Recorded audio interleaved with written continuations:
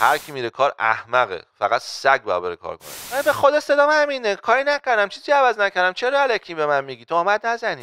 مگه نمیدونی دنبال کی میای؟ چرا فکر میکنی واسه من علف نیاری؟ خب احمقم تو خونه من چک کن بابا، یه راب دیگه میرسیم خونه، خفه شو، یه راب چک بخورم مثلا. give me fuel give me fire give me that بوم ما گاز دارم میزنه، سر میزنه. این نظر شخصی منه، اگه اشتباهه میگم، من کانال منه، من نظری زر خودم میگم.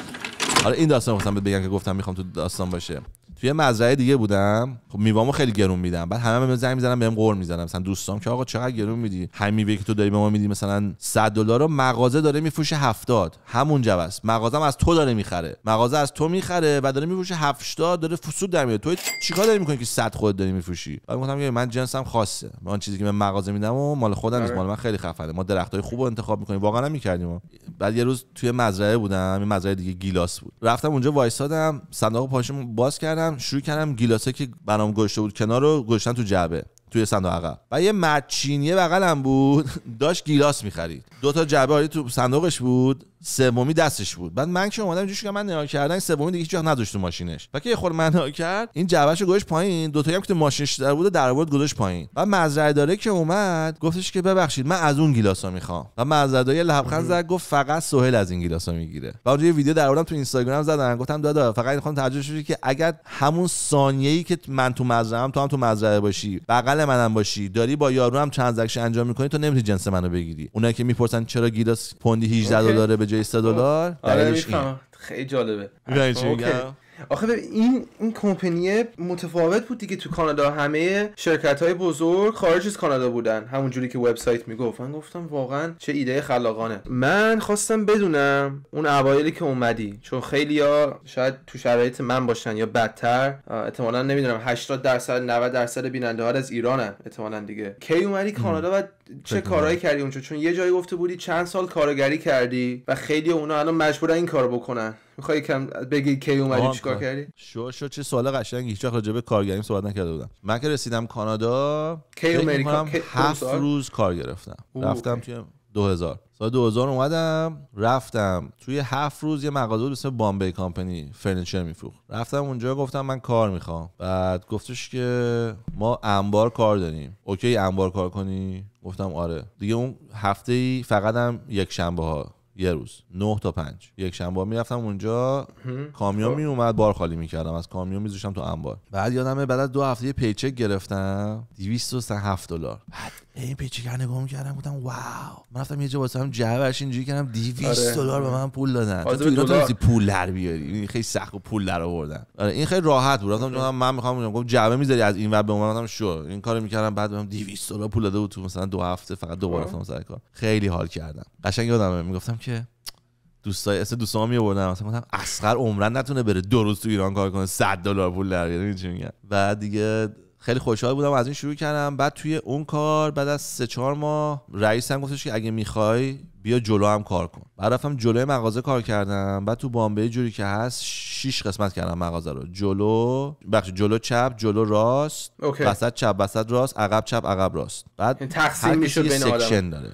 مثلا تو وقتی میری میگن تو جلو چپی، آره تو جلو چپ، هر اتفاقی بیفته تو میافتی تو اونجایی. برای منو گذاشته بودن جلو چپ که درم اونجا بود که منیجر میگفتش که تو از همون خوبتری، تو جلو باش که مردم تو چیز کنی، سلام کنی. منم بهم خیلی خوشم اومد، بهم حال اونجا وای میسادم خوشحالو همه رو می‌داریم تو. بعد از چند وقت از کمپانی یه دونه نامه اومد که جلوی چپ شما تو چند ماه گذشته فروشش مثلا 3 برابر شده، 300% رفته بالا فروش. هر کسی که مسئول جلو راسته مثلا این جایزه برای اونه. که بعد منیجر اومد داد به من شم بود از این چرا بره بالشت و اینا، چون فرنیچر بود دیگه. اون قسمت شد بهترین قسمت مغازه که دست من بود، چون من خب سلز پرسنم خیلی خوب بود. بعد از اون رفتم توی مغازه ادی باور کار کردم. تو ادی باور یه کتاب هست به اسم کتاب ادی باور، هر سال چاپ میشه و اتفاقای سالو میزنه. اون سالی که من کار کردم من قوی ترین سلز پرسن سال شدم و تو کتاب ادی باور رفتم. میگم کار آسونی واقعا نبود، چون یارو میگفت کسی که این کار میکنن چندین سال کار میکنن. من تنها کسی بودم که تو کتاب رفته بودم واسه سلز و همون سالم استخدام شده بودم. اینش عجیب بود که همون سالی که استخدام شدم آره رکورد چیکوندم توی ادی بابا. بعد اصلا اینجوری کار گرفتم. گفتم آقا به من کار بده. گفت چرا من استخدام کنم؟ گفتم من برای جنس میفروشم مثل بنز. بعد گفت همه همینو میگن. گفتم میخوای بهت نشون بدم؟ گفت آره. یه یارو اونجا بود رفتم گفتم که چی میخوای اینا. بعد مثلا نزدیک 700 800 دلار چیز خرید. یعنی واقعا از شانس آوردم. یارو اومده بود خرید کنه سال 2000 مثلا یک. میدونی یارو اومده بود خرید کنه. شانسی افتاد بگم اومد منیجر پشماش ریخت. اومد من انقدر و همونجا استخدامم کرد. چون اول نمیکرد. گفتم آقا من یه ماه مجانی کار میکنم. اگه خوب بود بعد نگه دار. گفت ما اجازه ندیم کسی رو مجانی استخدام کنیم. بعد گفتم خب اجازه بده الان بهت نشون بدم. گفت همین الان. گفتم آره. گفت خب برو نشون بده. بعد رفتم یورو اینجوری کار گرفتم. یعنی کار نمیخواست بهم بده، به زور گرفتم. بعد اونجا کار گرفتم شدم لباس فروش. از اونجا رفتم تامی هیلفیگر، چون عاشق تامی هیلفیگر بودم. اولین شعبهش من 2001 2002 باز شد تو کانادا که من رفتم اونجا کار گرفتم. خیلی هم 150 نفر اومدن مغازه. آره چون دوست داشتم اونجایی که دوست دارم کار کنم. چون تامی هیلفیگر لباسشو دوست داشتم، تخفیفش هم دوست داشتم، می‌خواستم برم اونجا. مغازه اولی فقط واسه این بود که پول در بیارم. مغازه دومی واسه این بود که بیشتر پول در بیارم. تامی رفتم به خاطر اینکه می‌خواستم لباس تامی بخرم، تخفیف بگیرم. تخفیف تامی خیلی خوب بود. رو همه چی 70% تخفیف داشتی. بعد خیلی خفن. مثلا شلوار نون 80 دلار واسه دادن 17 دلار میشه. دو تا بده. بعد از تامی یه روز رفتم پیتزا بخرم. بعد دم درش زده بود استخدام میکنیم. رفتم تو گفتم کار میخوام. گفت راننده میخوام. گفتم نه راننده چیه؟ گفتم بیام تو کار کنم پیتزا درست کنم و اینا. گفت نه راننده میخوام. رفتم بیرون گفتم نه راننده. رفتم بیرون. بعد نشسته بودم بیرون منتظر بودیم پیتزامون آماده بشه. یه یارو اومد بیرون گفت من دیدم تو اومدی اینجا، چرا نمیخوای راننده بشی؟ چرا گفتی فقط میخوای تو آشپزخونه کار کنی؟ گفتم خب حال نمیده. من مثلا ایران راننده خیلی زایه است، راننده باشی کار مثلا خیلی. گفتم که نه راننده خوب نیست باشی، من مثلا دوست ندارم اون حرفا. گفت مثلا چه فرق داره بین تو بیای آشپز اونجا واسه پپرونی بذاری مثلا چون شخصیت بالاتر رانندگی کنی سیم شت. دوم من اینکه اون یارو داره ساعتی 6 دلار میگیره، من دارم ساعتی 25 دلار 30 دلار در میارم. تو ماشین میشینم موزیک گوش میدم، با رفیقام تلفن حرف میزنم. موقع آزاد بود تلفن حرف بزنی تو ماشین میگفتی دست. بعد ساعتی هم 25 دلار در میارم. اینجا باید وایسی بغل تنور گرم کار کنی مثل سگ، نان استاپ بعد کار کنی، ساعتی هم 6 دلار میگیری. چرا میخوای حمال باشی؟ خب بیا رانندهشو اسکل. بعد حرفش منطقیه. برگشتم تو اپلیکیشن رو برداشتم پر کردم و استخدام شدم. بعد شروع کردم برای دامینوز دلیوری کردن. بعد دامینوز دلیوری کردم. بعد یه پیتزا فروشی بود بهتر بود، اسم پنگو. اینجا خیلی مثلا قوی ترین پیتزا فروشی اینجا بود، دو تا بودن، دامینوز و پنگو و پیتزا هات. رفتم واسه پنگو کار کردم چون پنگو بهتر پول میداد. دامینوز ساعتی دیدم 4 دلار میداد. مینیمم 6 دلار 4 دلار میداد. یه راه پیدا کرده بودن میگفتن شما کانترکترین، اگه 5 ساعت کار کنی ما ساعتی 4 دلار به کانترکترمون میدیم، میشه 20 دلار. بعد اونم 4 دلار تازه نمیدادن، 2 دلار میداد واسه کانترکتر، 2 دلار میداد واسه اینکه ساین دامینوز رو بزنیم رو ماشین. و من نمیذاشتم رو ماشین. بعد هی من گفتن این نظری بهت پول نمیدیم. بعد چند بارم بهم پول ندادم. بعد من دوباره نذاشتم. بعد شروع کردن دادن چون میدونستن اگه بره دادگاهی بشه دادگاه وارد میکنه. شما عادی 6 7 بعد دادین 4 میدین به این کردین دو دوزدین دیگه بس دهنشون سرویس می. آره خب آره میذارم دهنشو سرویس کنم. بعد پنگو پول کامل میداد، یه خورم بیشتر میداد، به علاوه پول بنزینم میداد. دامینوز میگفت پول حقوقتو نصف میدم، بنزینت هم مال خودت. این میگفت پولتو کامل میدم، بنزینم بهت میدم. واسه این خیلی بهتر بود. رفتم پنگو. بعد پنگو هم کار کردم چند وقت. بعد رفتم سوپر استور، یه حالت مثلا برای شما مثل آره نه ما تو کالگری داشتیم اتفاقا. من موامو اونجا کوتاه میکردم بچه بودم. من اونجا چیزش بودم فوتو آدیو. قسمت داشت الان دیگه وجود نداره. قسمت داشت فوتو آدیو فقط پلی استیشن و واسه نمیفروخت. و من رفتم اونجا. بعد من اونجا دهنشون سرویس کردم، سیستمشون رو هک کردم. 300 400 هزار دلار ازشون دزدیدم. از همه بیزنس‌ها دزدیدم، یعنی از تامی دزدیدم، از ادی باور دزدیدم، از دامینوز دزدیدم. از هیچ بیزنسی نبود که نرم توش مثل حیوان ندزدم. یعنی سوراخ گذاشته بودی تا تمی کردم توت. برای همینم وقتی بیزنس خودمو زدم، من یه ورهاوس داشتم بزرگ، توش پر جنس بود. خب جنسامو همه تو جیب جا میشد. و هر کی استخدام می‌کردم میوردمش گفتم ببین گوش بده، اینجا اگه چیزی خاصی بخری پروسس داریم، شهر هرد نیست. هم روز اول ترسو بودن و فیلم بازی میکنن که ما آقاییم و فلان. همه میومدن گفتن اوکی چی شده قربان؟ گفتم ببین اگه چیزی میخوای خوب گوش بده. بعد مثلا فکر کن مثلا این آیفون کیس بود. گفتم مثلا میگم این آیفون کیس رو میخوای، میری جعبه پشتش که نوآش هست رو یه دونه ور میداری، بعد میذاشتم تو جیبم. بعد میذاری تو جیبت، تموم شد. بعد میرفتم. بعد اینا اونجا میموندن. چی؟ ببخشید یعنی چی؟ یعنی ورد هر چه خواستیم؟ آره همین کارو قبلا تو کردی، از هتل هم دزدیدی. اتفاقا اینو اضافه بکنم، این خیلی نکته مهمیه. بعدش هم اوکی. خب سوهیل، من فکر میکنم اصلا دلیلی که تو موفق شدی این بوده، چون کارایی میکنی که نباید انجام بدی. وقتی یه کسی بهت میگه نه، میگم اوکی پاره میکنم. No means yes. تموم شده. No means yes. علیرضا جی جی. No means yes.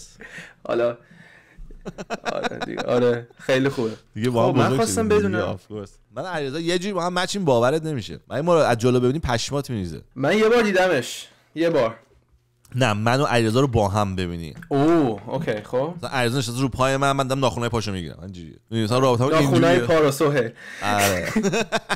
خب باشه بگذاریم.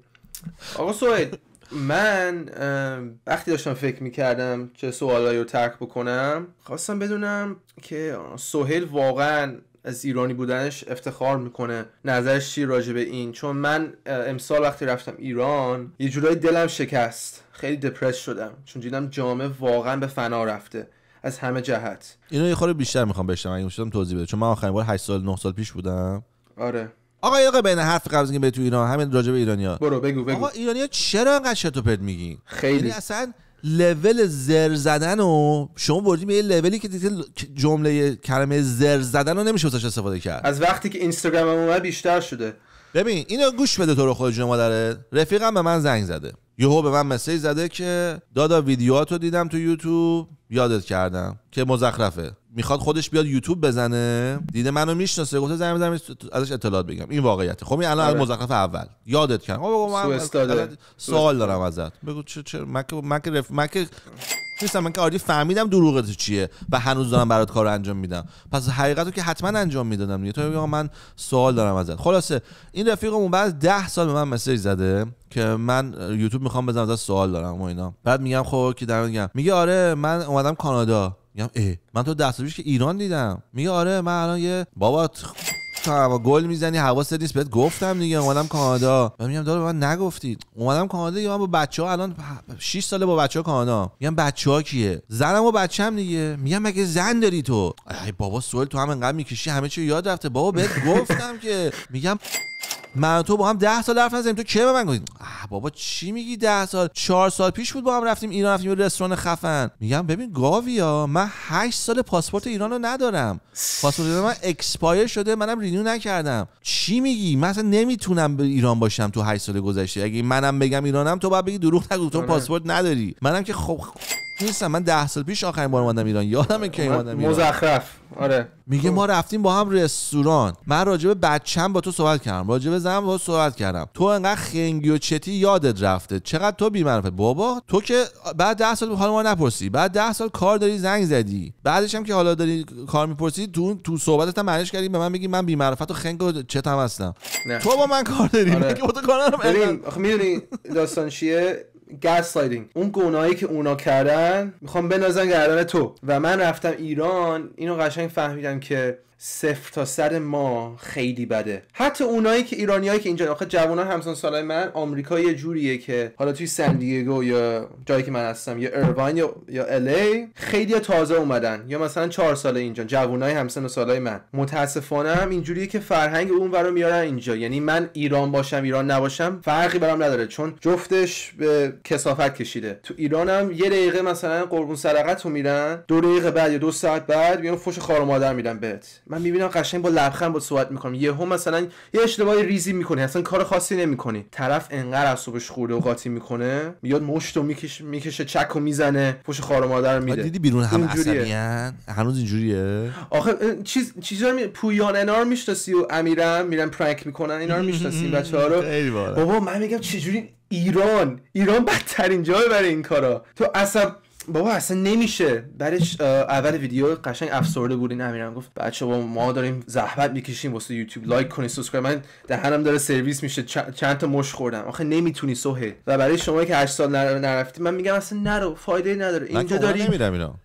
نه نرو اصلا. منم واقعا فکر نکنم، ولی اینجوریه. نه من اصلا از ایرانی بودن افتخار نمی‌کنم. هر کی میگه من افتخار می‌کنم زر میزنه، فقط چون یاد گرفتن چیزی بزنن، چون ما هیچی نداریم بهش افتخار کنیم. یه نیشنی هستیم دروغگو، نامرد، زیراب خالی کن. النا خانم من دفعه اومده بود میگه آقا چرا انقدر برای شما دروغ گفتن؟ به یارو قرار گذاشته روز کریسمس بود. آره روز کریسمس. الان صبح بلند شده ساعت مثلا 9، روز کریسمس ما شبش دیر خوابیدیم فلان مثلا 9 صبح بلند شده، دوش گرفته، لباسش عوض کرده، رفته یه جا، من باید خونه نشون بدم. بعد رفته اونجا، بعد یه ساعت بعد برگشته به من میگه که آره یارو نیومد. بعد بهش مسیج زدم، یه ایرانی هم هست آف کورس. بعد بهش مسیج زدم که مثلا محمد جان ساعت 10 صبح ما قرار داشتیم. بعد جواب محمد نه ما قرار نداشتیم. محمد جون شما تکست نظر نیستش که میتونی بگی تکستو بخونی، زدی شما فلان ریکوست دادی، گفتی نه مشتری راستش رو بخواد ازش عوض شد، گفته دیگه نمیخواد خونه بخره. بعد گفته خب شما نباید اینو به من بگی که مثلا روز نه من کانفرم نکردم، شما نباید خود میومدی اینو، ما امروز قرار نداشتیم. بعد خانم من خونه بعد قاطی کرده، به محمد مسیج میزنه، زده محمد جان من برام مهم نیستش که روز کریسمس من که 2 تا بچه دارم منو کشیدی تو ساعت سرد صبح کشیدی بیرون 2 ساعت منو الاف کردی اینا. با اینت مشکل دارم که انقدر نامردی حاضر نیست یه دقیقه به من بگی آقا ببخشید. یک بار از من معذرت خواهی نکردی، یک بار نیومدی بگی که ببخشید ساعت 2 ساعت روز کریسمس توش. خیلی جدی وایسادید به منم میگی من خنگ داستانم، من اشتباه کردم اینا. همینه دیگه. محمد جواب داده من معذرت میخوام، ببخشید راست میگی، من باید با شما کانفرم میکردم، من باید بهتون میگفتم نه اینا. یعنی ایرانی‌ها رو باید بذاری زمین با مش هفتش رو بکوبی تو صورتش که فقط بگه آره هوا روشن است. یعنی مثلا میگه خود چرا داری دروغ میگی؟ من من شدم اینجا خونه نشون بدم، منطق تو چیه؟ بعد وای میسته روش سنگین. حالا به راه دور نریم. من کسی که خیلی دوست دارم بابای خود من هر اتفاقی که بیفته همون ثانیه باید بکنه تو پاچه یه نفر روی هوا. یعنی دیروز خونه خواب بودم، صبح بابام زنگ میزنه که لوله پایین ترکیده. توی تلفنم به من میگه که آره وقتی که مستاجر اومدن اینجا هی همه چی داره خراب میشه این پایین، میدونی چه؟ بعد مثلا میگم یعنی مستاجر 2 سال اومدن هیچ چی خراب نشده، یه چیز حالا خراب نشده. خودش خراب کرده بود؟ اصلا هیچ چی خراب نشده. اوکی. بعد یه دونه لوله ترکیده. حالا لوله ترکیده، خب هنوز ندید میگه که تقصیر ایناست و همه چی داره. میگم اولا که داستان چی درست میکنی همه چی خراب شده، دوما اینکه ما که ندیدیم هنوز. حالا میرسیم اونجا آب داغ لولش ترکیده، شروع میکنه آب داغ پاشیدن با فشار کثافت. این بنده خدا رفته با دست خالیش پیچو بسته وقتی که آب جوشش میخته روش. این شخصیت که داره اینجوری کار میکنه باور اومده آره اگه این آدم خنگ هم اگه مثلا زودتر به ما میگفت دیگه اینجا گند نمیکشید. بعد میگم بابا دیوانه ای واقعا؟ این یارو خونه رو اجاره کرده، این وظیفه‌ای نداره، این باید بلند شده میرفته خونه بیرون هستن. این بلند شده رفته اونجا با دستش تنهاش آب جوش هست. اگه من که صاحب خونم میرفتم دستم میخواد جوش فرار میکردم. گفتم من دستم بسوزه به جهنم، بذار بزنید بیمه. وای این وایساده با دست آب جوش آبو بسته اومده اینجا، به جای که تو الان اینو بذاری شونت بگی هیرو اومدی به من داری میگی اگه این الاغ بی ارزم زودتر گفته بود این اتفاق نمیفته. این اومده این آبو بسته، زنگ زده به مامانش، اومده بالا درو زده، تو با من گفتی نمیدونم الان این اومده.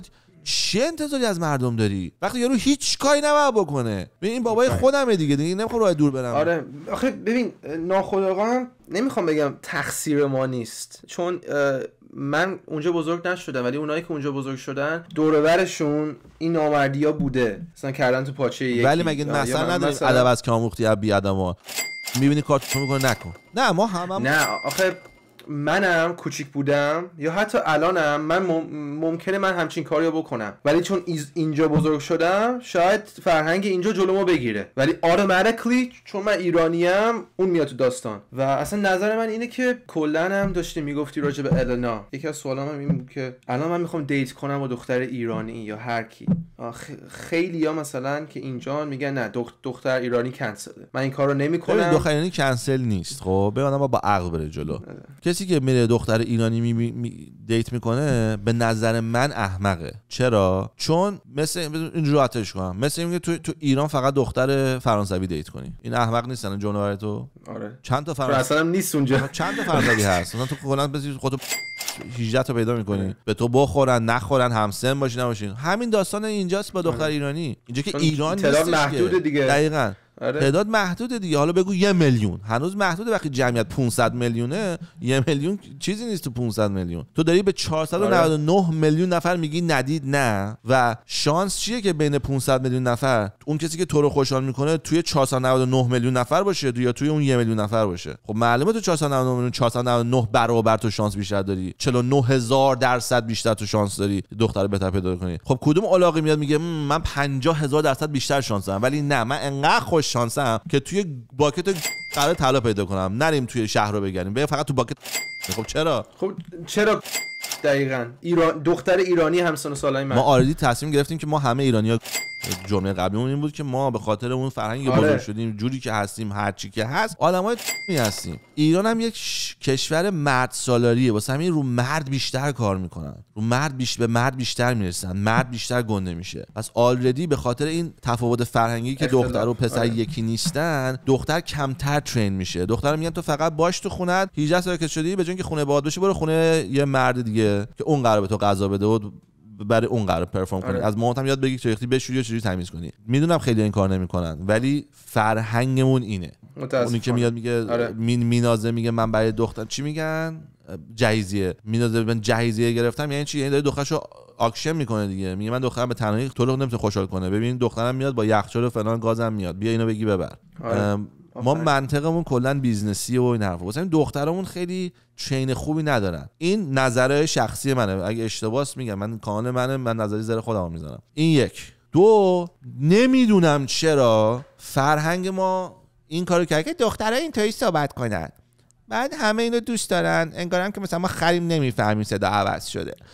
اون بلایند دیتا رو نگاه کردی؟ نه من نگاه نمیکنم. آخه همینجوری صحبت میکنه. به خدا صدام همینه، کاری نکردم، چیزی عوض نکردم، چرا الکی به من میگی؟ تهمت نزنین. آره. خب قشنگ پلنگ. این سه دختر ایرانی‌ها حال آدمو هم میزنن که همشون کیوت فکر کنم بامزه میشن، بعد همشون اینجوری حرف میزنن، بعد کل کشور صدا این زنگ ایرانی که اصلا صدای زنگی که توش داره حال منو هم میزنه. من سر این داستانی که دختر ایرانی فرهنگ ندارن، سر اینکه روشون زحمت، حالا همه ایرانی‌ها من مظلوم درسته، دخترای ایرانی فرهنگ ندارن، روشون اونقدری که روی پسر زحمت میکشن بهترش بکنن، رو دختر زحمت نمیکشن بهترش بکنن. درسته. دختر خودشو ضعیف‌تر از پسر میدونه بای دیفالت، یعنی فکر میکنه دختر پایین‌تر از پسر، یعنی خود دختر ایرانیه که میکوبه من زنم فلان، همونو بهش بگی آقا قلب درد میکنه، دو تا دکتر هست، یه دکتر زن یه دکتر مرد، خود اون دکتر مرد انتخاب میکنه، میگه نمیدونم چرا ولی به مرد بیشتر اعتماد دارم. چرت و پرته، میفهمم چرت و پرته، ولی این باوری که آدمو دارم وقتی تو طرفت میاد تو بازی با تو فکر میکنه تو پایین‌تره، این خوب نیست واسه تو. النا فکر کنم با من مساویه. من و النا قبل از اینکه ویدیو رو ضبط کنیم گفتش که چراغ بچه‌ها سوخته، شنیدی؟ گفتم اگه میشه پله رو نردبون رو ببر بذار بالا، من که رکوردم تموم شد عوض میکنم. و خب خودم میکنم دیگه. گفتم نه من بزرگترم، دستم بلندتره، دستم بزرگتره، راحت‌تره واسه من. وقتی داشتم متوقف می‌زدم دیدم با پله داره میاد پایین با لامپای سوخته. همین برابری خوبه دیگه. ولی من به نتیجه رسیدم که بعد با حالا هر چقدر ما باشیم، من نتیجه رسیدم که با یه ایرانی دوست شم که اینجا بزرگ شده و شخصیتش خارجیه، با اینکه به اونجا آشنایی داره. به نظر من به من میخوره. من اگه میگم کسی ایرانی پیدا کنه خوب هست، چون شاید 7 نفر خوب باشن، نه بگو 2000 نفر خوبن، 2 تاشون تو اون 1 میلیونن، 1998 شون تو اون یکی ان. نمیدونم، شاید اون 2 تا خوبا رو تو ایرانی پیدا کنی، ولی من دارم میگم ایرانی بودن چه اهمیتی داره. من خودم وقتی اومده بودم واسم مهم بود، چون میخواستم بهش بگم جونم بفهمه، واسم وقتی بهش میگم عزیزم این محبت منو بفهمه. النا خیلی بهتر از یه دختر ایرانی میفهمه الان عزیزم منو، چون عزیزمو من بهش یاد دادم، من دقیقاً بهش گفتم تو چه لول مفهومی من عزیزم برام اهمیت داره، جونم چقدر اهمیت داره، تو بخورم چقدر اهمیت داره. این الان این چیزا میفهمه. تو خونه ما فوش نیست. النا یا میاد میگه چرا وا کن دیگه، ولی تو به دختر ایرانی نمیتونی بهش یاد بدی. هر چقدر بگی میگه نه خونه ما فوش بوده من نمیتونم بیارم، چون اینا هم خوششون میاد فوشای ما رو یاد بگیرن خارجی‌ها. چرا تو الان برات مهمه که طرفت ایرانی باشه؟ اینش چیش اهمیت داره که به قول معروف چرا احتیاج داره که یه بار چه تو دی ان ایش؟ نه میفهمم چی میگی. ببین نمیدونم ریشمه، من حال میکنم، احساس میکنم یه ارتباط عمیق‌تر رو میتونم برقرار بکنم. نمیدونم چرا، چون من با خارجیم رفتم بیرون دیدم که اون چیزایی که میخوام بگن یا اون حسی که میخوام بگیرم و نمیتونم. خب با خارجی بعد هر چقدر نه اتفاقا واقعا آدمای درست حسابی، یکی بود اتفاقا از من خیلی بزرگتر، 6 سال از من بزرگتر بود. من باش رفتم بیرون، من 18 اون 24 بود. تازه من به اون گفتم من 18 سالم نیست، یه عدد دیگه گفته بودم که رفتم. تجربه خیلی هم خوبی بود، ولی نزدیک شدیم مجبور شدم که بکشم بیرون که خطری نشه. خلاصه بگذارید اون خیلی آدم حسابی بود، ولی نمیدونم اصلا میخوای توضیح بدی که آره من اینو هنگار گوش میکنم. فهمیدم. موزیک خیلی مهمه. حالا موزیک برای من موزیک اونوری بود. من موزیک خارجی دوست دارم، همه ایرانیان و من روانی میشدم با این دختر ایرانی‌ها. اینو تو میتونم بفهمم که تو بری با دختر خارجی موزیک ایرانی شروعی اون آفرین. خب آره اینو تو قبول دارم. چون سهیل من اینجا بزرگ شدم، من توی اسپاتیفای یه دونه آهنگ خارجی نیست، همش ایرانیه. آره دیگه من برعکس تو هم دیگه. آره ولی آخه نه خیلی هم تو ایران آخه آهنگ خارجی گوش میکنن. میگم برعکس آره میدونم ولی یکی که اینجا بزرگ شده، آره میدونم ولی یکی که اینجا بزرگ شده خیلی کم پیش میاد که موزیک ایرانی گوش کنه. آره دیگه من واقعا ندیدم. میگم تو منم ایران ندیدم. ایران من تو ایران بودم 10 نفر بودیم مثل هم بودیم. از اون 10 نفر که من جدا شدم از اون موقع که 17 سالم بود تا الان 42 سالمه، یک بار نشده من توی جمع برم که موزیک های من دوست داشته باشن. تو ایرانی هیچ وقت نشده من برم توی جمع ایرانی بگی آقا بیا هاوس بذاریم، بیا دیپ هاوس بذاریم، بیا داب استپ بذاریم، بیا مثلا متال بذاریم، بیا راک بذاریم. آره اونا پاپ میذارن، اینا رو نمیذارن. هیوی متال اصلا توی رستوران پاپ میذاش، مثلا جان لجند یا مثلا ادلو میذاشتن فلان، ولی هیچ وقت راک نمیذارن. مثلا من خیلی موزیکیم چیز بود. بعد النا که نشست تو ماشین من موزیکا من گفت چه خوب، اینو بابا آهنگی میخون. به من گفت بس اینو گوش میده. الان تو ماشین زیر مثلا متالیکا گوش میده، گفت اون داریم ما هم میخونیم give me feel give me fire give me that زاب بوم ما گاز همین سر میزنه، عشق میکنیم با هم. و اینو میفهم موزیک خیلی مهمه که با طرف موزیکت مچ باشه. آره این یه مشکلیه. ولی خب من فعلا کنه از دختر کشیدم بیرون چون یه سری کارا هست که باید انجام بشه. همون جوری که خودت میدونیم من خواستم بیام اینجا که ازت یاد بگیرم و سعی کنم که وارد این داستان بشم، همون جوری که اول این برنامه گفتی. و به نظر من اولویت اصلا نیست. دختر که اصلا هیچ پسری که عقل داره، عقل نداری که خب اصلا صحبت نمی‌کنیم حالشو. اگر عقل داری و می‌خوای یاد بگیری، تجربه بقیه استفاده کنی که خودتو بهتر بکنی، هیچ پسری تا 30 سالگی نباید دوست دختر بگیره. دوست دختر برو مهمونی برو، پارتی بکن، خرج دختر بکن. چون من میخوام به جایگاه بالا برسم. وقتی که من خودمو بهتر کردم، راضیم، اون موقع آره یکی میتونه بیاد. الان اگه من جذب یکی شم یا اون جذب من شه، خوب نیست. برای دو طرف هم خوب نیست. نه برای من نه برای اون. ولی اگه من توی یه لولی باشم، اون پایینی نمیاد سراغ من، اون بالایی میاد سراغ من. و همین خیلی مخالفم، ولی من میگم ببین نه اصلا هر کی مخالفه ببین فعلا خوبه که اکثرا مخالفن، نشون میده که درسته. میدونی چرا؟ چون 70% رابطه‌ها طلاق میگیرن. وقتی 70% رابطه‌ها طلاق میگیرن، بعد تازه اینو یه وکیلش توضیح میداد، میگفت این آمار چرته، میگفت باید باشه 90. میگفت تعداد زیادی از آدما به خاطر موقعیت، به خاطر سیچویشن، به خاطر بچه، به خاطر فامیلی میمونن توی رابطه، خیانت نمیان بیرون. اوکی. میگه واسه اونا تو دیورس نیستن که باید تو دیورس باشن. اونا دلایلی که میمونن. میگه اینا که میان بیرون آردی داره میرسه به 70. میگه ولی واقعا باید باشه 90 خورده‌ای. میگه فقط یه درصد خیلی کمی از رابطه ها خوشحالن و تو میتونی واقعا اینو ببینی. زیر من فکر میکنم 5% باشه، من حتی فکر میکنم زیر 1% باشه. چون میگم این همه من آدم میشناسم، حتی یه رابطه نیست که بدونم خوب باشه، حتی یه دونه. یعنی مامان بابای منم با هم خوب نیستن. تو پیش مامان بابای من بعد 3 ساعت یه تیکه به هم میندازن. اون میگه بابا تو که همش فقط قرص تو میخوای، اونم که میگی من کی به تو گفتم قرص بیار. یعنی یعنی اینجوری.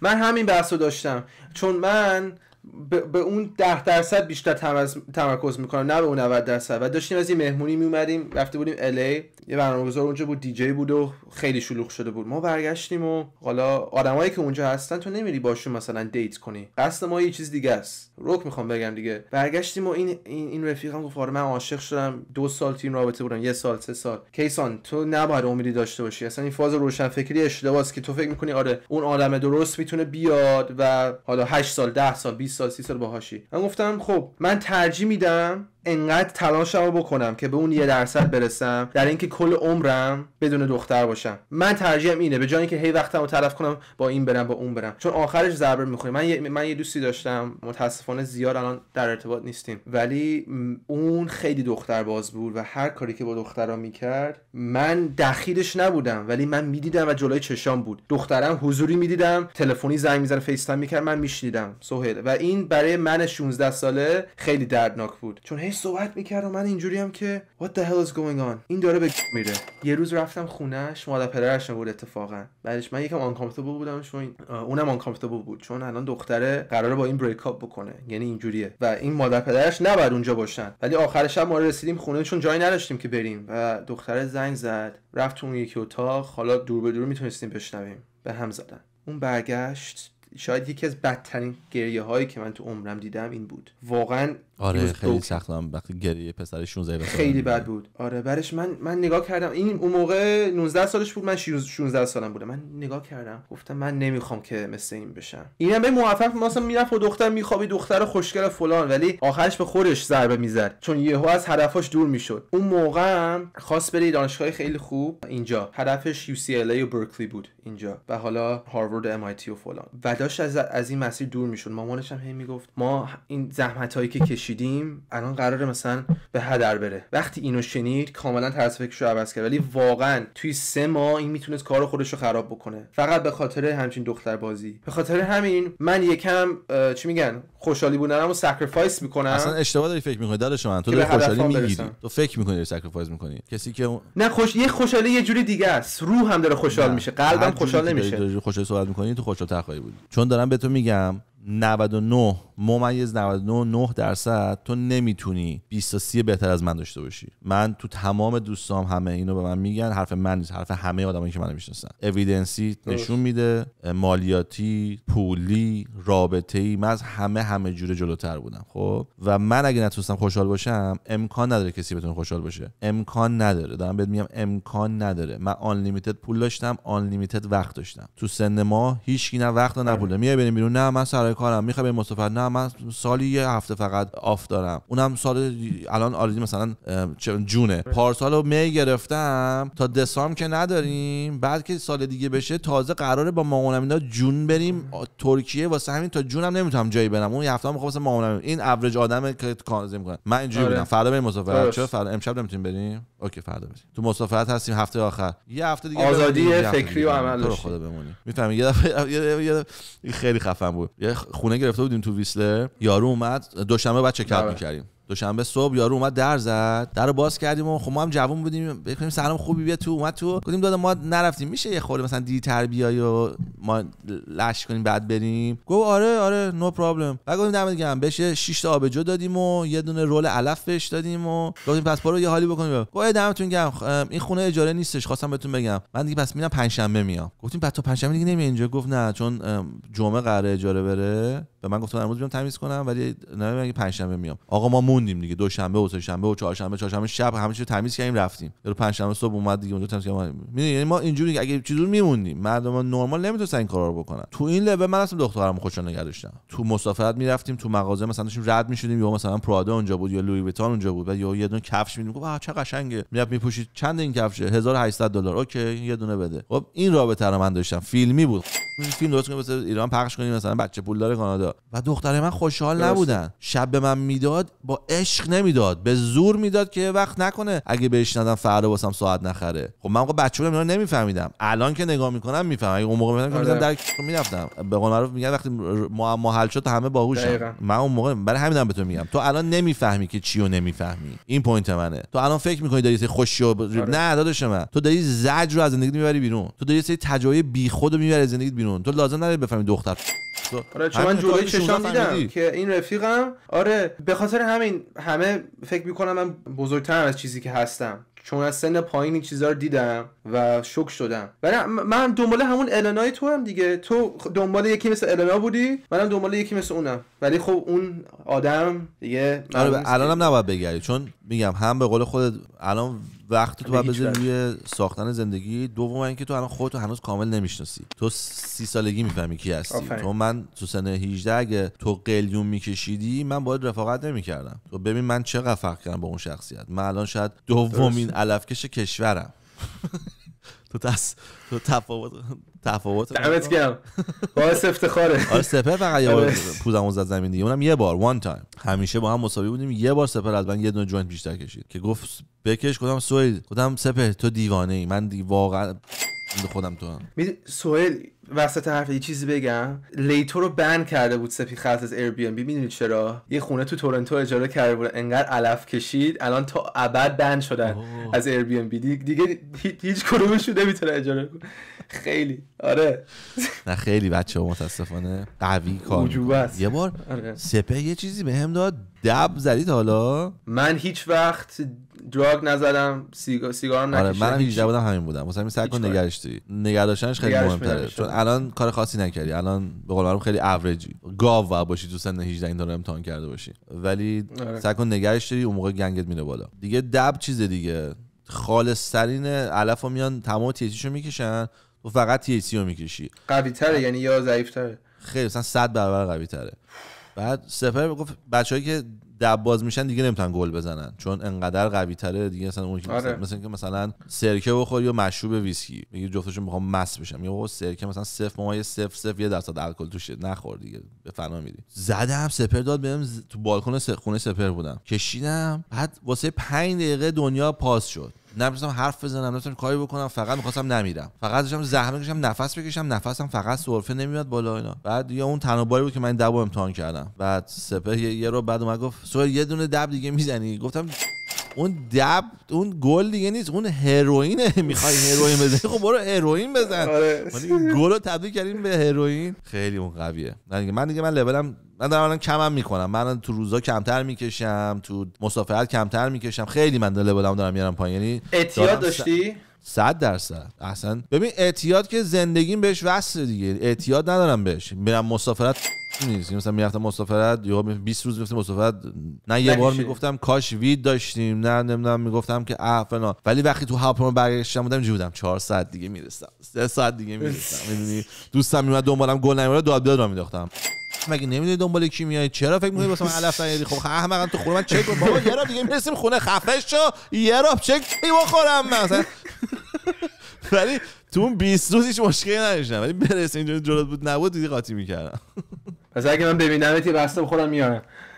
آره آقا جون مادرتون، کسایی که منو دوست دارین، حالا رفیق، فن، منو می‌بینین میاین منو مثلا ملاقات می‌کنین، جون مادرتون مثلا من مشروب نیارین. تو رو خدا واسه من گل بخرین، آزاده. برین تو مغازه گل فروشی بگین آقا ما 10 تا رول می‌خوایم، 5 تا رول می‌خوایم، یه بسته رول واسه من مثلا کادو، یا هیچی نیارین، چاکرتون هستم. ولی اونایی که مثلا لطف میکنین مشروب میگیرین، منطقتون چیه واسه من مشروب میگیرین؟ مثلا که مثلا من برای کیسان کوکائین بخرم تولدش. آره من اون موقع میندازمش دور. آره دیگه من میگم چیکار میکنم؟ من میذارم اینجا میمونه، بعد 6 ماه دیگه میریم خونه نفر تولدش میذارم تو پاکت میدم به اون یارو. پس کنم گل بیارم برات. اوکی. آره مشروب اینجا مادرتون نمیتون میگم یا هیچی یا گل واسم میاد تو خدا. گل کشیدنی نه گل مردنی. اوکی. خب سهیل، حالا برسیم به اصل مطلب که بریم سمت جمع کردن این پادکست. تو الان مثلا گفتی که با رضایت داری میخوابی اگه بمیری و فلان. به غیر از خانومت کاری هست که انجام میدی که واقعا از ته دلت خوشحال میکنه؟ یعنی چون اون قبلا میگفتی که این همه پول داشتی ولی مثلا مثلا که افسرده بودی، یعنی خانومت اومد همه چی ردیف شده، حالا فرض کن با خانومت نیستی، مثلا یه ما با خانومت نیستی، چه جوری خودتو خوشحال میکنی؟ فقط با گله یا چیزای دیگه است؟ اصلا نمیدونم. نه اصلا نمیدونم، جواب ندارم. من رفتم یه 8 روز ویگاس بدون النا، قشنگ کف کرده بودم که وو اگه النا نباشه من چیکار کنم دیگه؟ نه مووی بهم میچسب نه غذا بهم میچسب، یعنی واقعا میرفتم بیرون گفتم که ساعت 9 شب من صبح چی غذا نخوردم یه چیزی بخورم. ولی با النا که مثلا حتیم ببین اینو دوست داری یا اونو دوست داری، اوه میخوای ماشین بگیریم بریم اونجا، اصلا با النا که اصلا هیجان دارم. وقتی با النا نبود یعنی با تنهایی خودت حال نمی‌کنی؟ چرا نه، با تنهایی حال میکنم، با نبودن النا حال نمیکنم، با خودم خیلی حال میکنم. یعنی اگه مثلا النا من تنها بذاره بگه دارم میرم ویکتوریا 3 روز بعد میام، اون 3 روز من عشق دنیا رو میکنم، ولی بعد بدونم داره برمیگرده. اگه النا نباشه تو اون 7 روز 8 روزی که وگاس بودم تونستم احساس کنم که نبودن النا چقدر زندگی منو داونگرید میکنه، یعنی چقدر من چیزا رو دوباره باید انجام بدم. مثلا من هر سال 10-12 روزم بیشتره، تقریبا هر سال 20 روزم میرم تورنتو. توی ماه می هوا که سرد تموم میشه، برای یه ماه تورنتو هوا خوبه کل سال، بقیه‌اش یا سرده یا گرمه، وسط نداره. اون یه ماهی که خوبه من 20 روزشو میرم تورنتو، 20 روز تورنتو میرم اشغال میکنم، بچه‌ها رو میبینم و هالول میکنم، خونه دایمم میرم چت میندازم. اونجام که هستم روز دوم دیگه فقط تو فکر النا، یعنی همش فقط النا رو میخوام. ولی به اون نمیگم اینجوری، یعنی به خودش نمیگم هی زنگ ای دلم تنگ نمیشه. نه اینا همون قلاده رابطه است. چون دختر دوست دارن یه پسری همش بگی دوستت دارم بلم کن. دخترها دوست دارن که یه نفر که سخته رو به دست بیارن، مثل اینکه مثلا یه دختر چاق و زشت رو تو کمتر دنبالش میدوی تا یه دختر خوشگل و لاغر رو. دقیقاً این همچین حالتی واسه دخترها خیلی فیزیکال نیستن، منتالی خیلی براشون مهمه و وقتی که آسون میبینن مثل اون دخترها ایزیه میشه، وقتی که سخت میبینن براشون خوشگل تره که اوکی ببین پایش تو اینو نگه دارم. مثلا النا همیشه از من میترسه، میگه آقا تو اصلا دیوونه، تو یه لحظه میگم مثلا اون قاطی، ولی من واقعا نیستم این شخصه، ولی اون اینجوری بهش نشون دادم که اون با اینو باور داشته باشه که واسه رابطمون بجنگه. آفرین. چیز دیگه تلاش متقابل دیگه، دو نفر بعد آخه تلاش متقابل نیست، همین میخوام بدونم. ببین من شعورشو داشتم، تمام زندگیم تلاش متقابل میکردم، وقتی که پول و وقتشو میذاشتم هیچکی به من اینو برنگردون، تا یکی اومد که خودش بلد بود و من گفتم که خیلی خب من ساید خودم، نه که تازه بگم من ساید خودم همیشه هستا، منم احمقم تو لولی که مثلا من بعضی موقع‌ها مثلا میگم النا میاد کاپشن منو میندازه زمین، بعد ناراحت میشم، بعد به خودم میگم که سوال یاد باشه وقتی که پایین ترین جای زندگیت بودی این دختر اومد و من اون موقع $70,000 بدهکاری داشتم رو کریدیت کارتام، بعد النا یه روز فهمید، یه تلفن زنگ زد، گفتم اوکی مثلا پول میدم اینا، مثلا زدم یکی 200 قرض کردم، اصلا خرج نکردم، ولی مثلا اینا گفت چی شده، گفتم داستان اینجوریه، من این اینوستمنت کردم دادم، پول کم داشتم اینجا، مثلا 70 تا کریدیت کارتام کشیدم، ولی بهره‌هاشون 30% خیلی سنگینه. بعد گفت اوکی من 2 هفته دیگه پول داره دستم میاد اینا رو پیاف کنیم. بعد دیدی ایرانی‌ها میگن I got you، من اونجوری شنیدم دیگه، تو خوبی آره حتما. 2 هفته بعد شد یو النا اومد و یه روز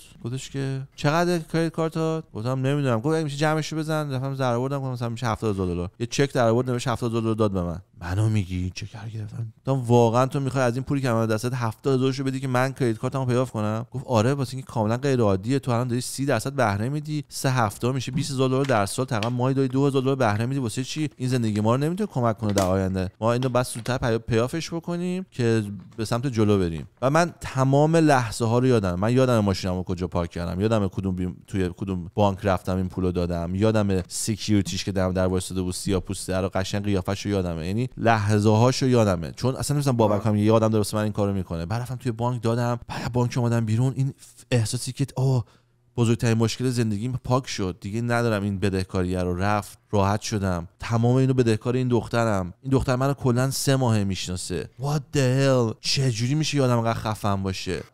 اینو ریمایند میکنم به خودم که بچه یادت باشه این آدم بود. بعد تو داری بهش قور میزنی سر، چون که تیشرت تو انداخته تو خشکان آب رفته به جهنم الاغ. بعد خودم به خودم اینو میگم، ولی من اینو میدونم که توی نوعی اینو به خودت نمیگی. من اینو میدونم که النا نمیره تو داخلش بگه چرا بهش قور زدم، سهیل که خیلی خفنه فلان بسا هر چی که مال اون هست، بعد خودش به خوش باشه، چون آدما این کارو نمیکنن، آدما همیشه دوستن درست باشن. و من چون اینو میدونم قلاده اونم باید کنترل کنم. خودم به خودم فوش میدم، خودم به اون بعضی موقع فوش میدم که درستش کنم. اون فوشی که من به خودم میدم اون نمیشنوه، فوشی که به اون میدم همینه که هی بزنم میزنم میگم دوستت دارم. اگرم بعد از 5 روز من زنگ میزنه باهاش 100 حرف میزنم، گوشیو قطع میکنم که اون بفهمه اگه سوال سرچه چقدر قشنگ وقتی زنگ میزنه میگه عشقم عزیزم ببین سرد شد، کاری کردم سرد شد فلان بسا.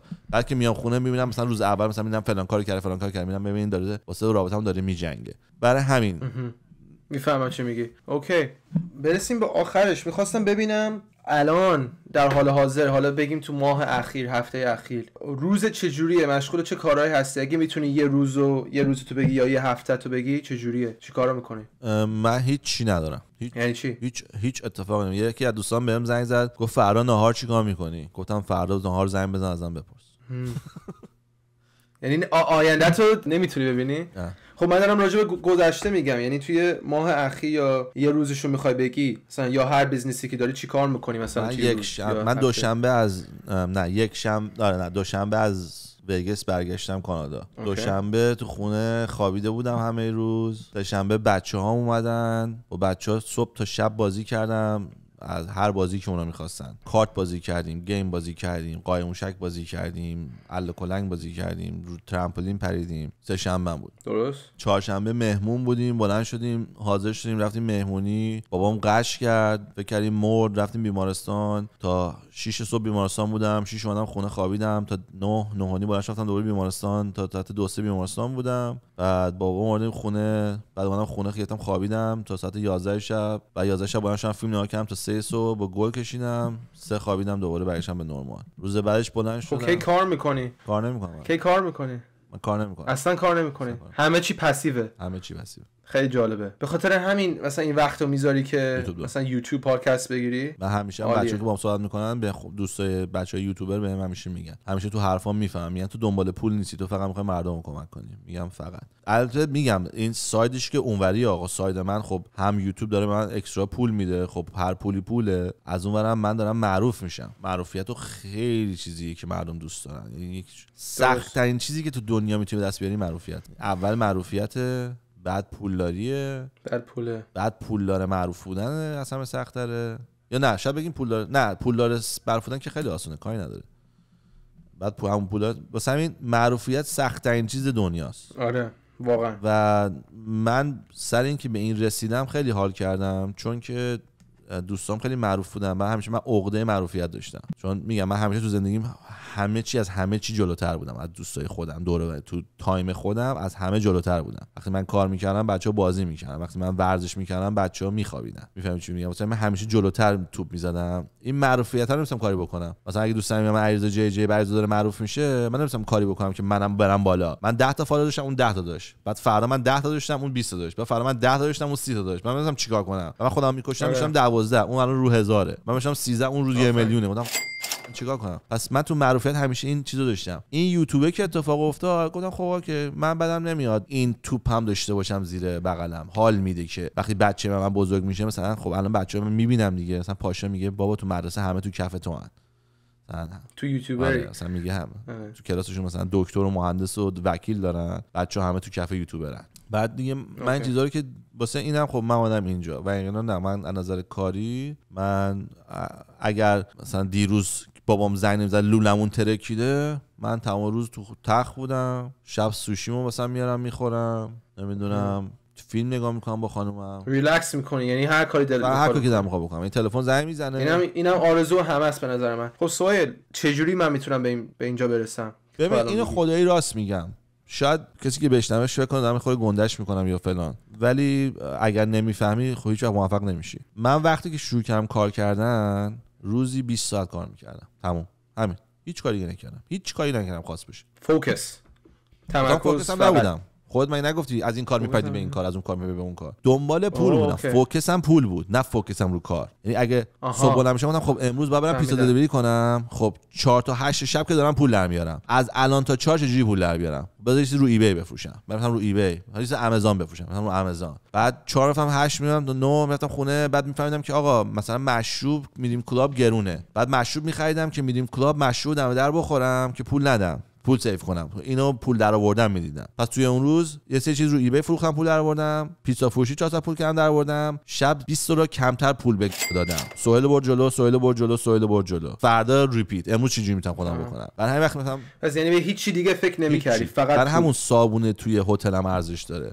چون میگم اوکی $1 دیگه جمع کردم، $1 دیگه جمع کردم. وقتی تو داری همش $1 جمع می‌کنی پولدار میشی. اگه تو خیابون رد میشی یه دونه بطری برداری بریم مغازه پولشو بدی بهت 5 سنت میدن، هیچ زندگی آب تکون نمیخوره. ولی آدمایی هستن که با بطری جمع کردن تو خیابون دارن زندگی میکنن سالها. تو میتونی تو زندگی معمولی بطری فروش هم باشی. مثلا میگم من به پاشا گفتم آقا من بطریامو فقط سال 2000 جمع کردم، 2000 جمع کردم، شد 6 تا کیسه، رفتم جای ریسایکلینگو پس دادم، $25 بهم پول داد. گفتم مادرتون سرویس این همه کار واسه اینم که $25 نمیخوام. از سال 2000 دیگه من اینا رو میذارم سر کوچه میان میبرن که یه سری آدما هستن روی روتین میان خونه من شیشه‌ای منو برمی‌دارن میرن. مثلا صبح قبل از اینکه برم مثلا صبح من دوشنبه میبرن، یک شنبه شب چیز من پره بطریام، بعد دوشنبه صبح که میرم بذارمش واسه آشغالی نصف شده، چون اینا مانا هر پولیه رو توش برمی‌دارن میبرن، چون میدونن من نمیبرن پول بگیرم. آره. بعد من تو زندگیم همین به پاشا گفتم بیا اینا رو جمع کن. پاشا اومد جمع کرد، همین دیگه فقط جمع میکرد. بعد سه هفته بهش گفتم بابا بریم اینا رو ببینیم. گفتم پاشا این دفعه آخره که میدیم.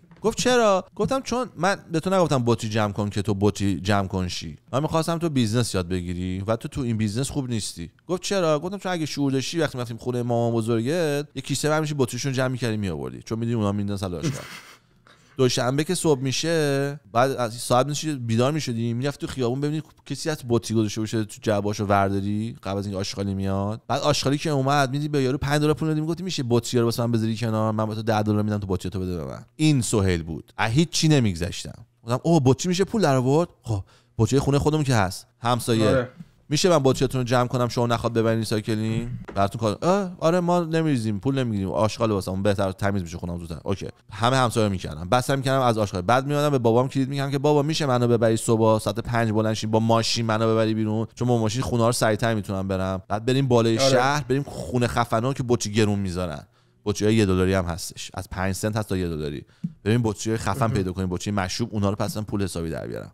بعد بابام بچه بودم کارو واسم میکرد و من آماده بودم که پاشا رو بذارم تو مازاراتی هر روز صبح 5 صبح روشنشم برم خونه مردم بطری جمع کنم، ولی پاشا پایه نبود. گفتم خیلی خوب پس بعد اراده این کارو داشته باشی. بعد کسی که بیزنسیه بعد تو میگه آقا من میخوام پولدار شم لیتس گو. واقعا 20 تا کار ترای کردم تا کمپانیم که به 4 میلیون رسید. من الان مثلا تو راجع میوه فروشی صحبت کردی، من کمپانی میوه فروشی داشتم، به قول ایران من مغازه تروبار داشتم، عروسی مینداختم، مهمونی مینداختم، پارتی مینداختم، کنسرت میندازم، بگیم مینداختم بهتره، واردات میکردم، صادرات میکردم، خونه درست میکنم، خونه فلیپ میکنم، رنوویت میکنم، نمیدونم تو اصلا کارهای بی ربط. من تو کرونا مسک وارد کانادا میکردم. آره میگم یعنی من کارام خیلی رندومه، من فقط دنبال پولم، من دنبال کار نیستم، من از کار متنفرم. هر کی میره کار احمقه، فقط سگ باید بره کار کنه. من اگه من لاتاری ببرم امروز تا روزی که ببرم در خونم دیگه باز نمیکنم. زنگ بزنی میگم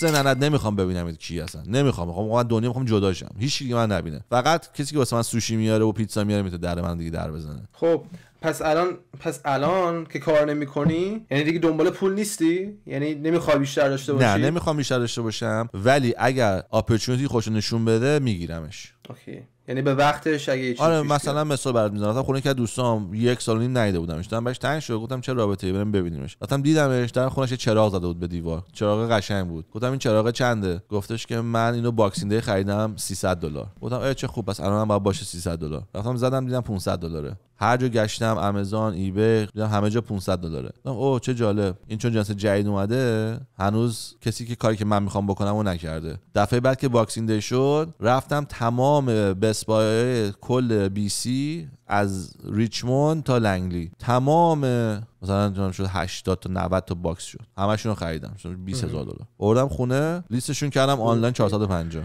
توی 3 هفته همش فروش رفت. اوکی پس الان یعنی طول روز فقط فکرت به اینه که مثلا پیش خانومم باشم، خانواده‌ام باشم، ریلکس کنم، فقط فکرت به همین الان چه فیلمی ببینیم، کدوم فیلمو ادامه پیدا کنیم، چه گلیو بزنیم، از کدوم رستوران غذا بگیریم، just have fun، کجا بریم سفر. اوکی گرفتم چی میگی. خب سوال مطلبی هست که بخوای بگی که تا حالا نگفتی، یا سوالی هست که بخوای جوابش بگی تا حالا نشنیدی که اینجا دوست داری بگی؟ آره من تا حالا نگفتم به بچه‌ها که بچه‌ها اینستاگرام همش شروع بره. میدونم خیلی‌ها میگن از این حرفا ولی شاید از دهن من بشنوی بعد جالب‌تر باشه. اینستاگرام اینو یه برنامه بود رضا فرشته رو خیلیاتون میشناسین. توی اون برنامه خود رضا میگه من هر وقت زنگ میزنم به سهیل یا یه کشور دیگه است یا توی یه جای خفن با آدمای خفن، ولی هیچ کدوم از این شماها، من که الان 2 سال 3 سال تو پلتفرم‌ها هستم، هیچ کدوم از شما تا حالا اینا رو ندیدین. چرا؟ چون من عقده‌ای نیستم و فخر فروش نیستم. و سر همین من وقتی میرم توی یه جای خفن ویدیو نمیگیرم بذارم که بچه‌ها ببین من کجام و حرفا. من فقط بعضی موقع ویدیو میذارم چون دلم تنگ شده براتون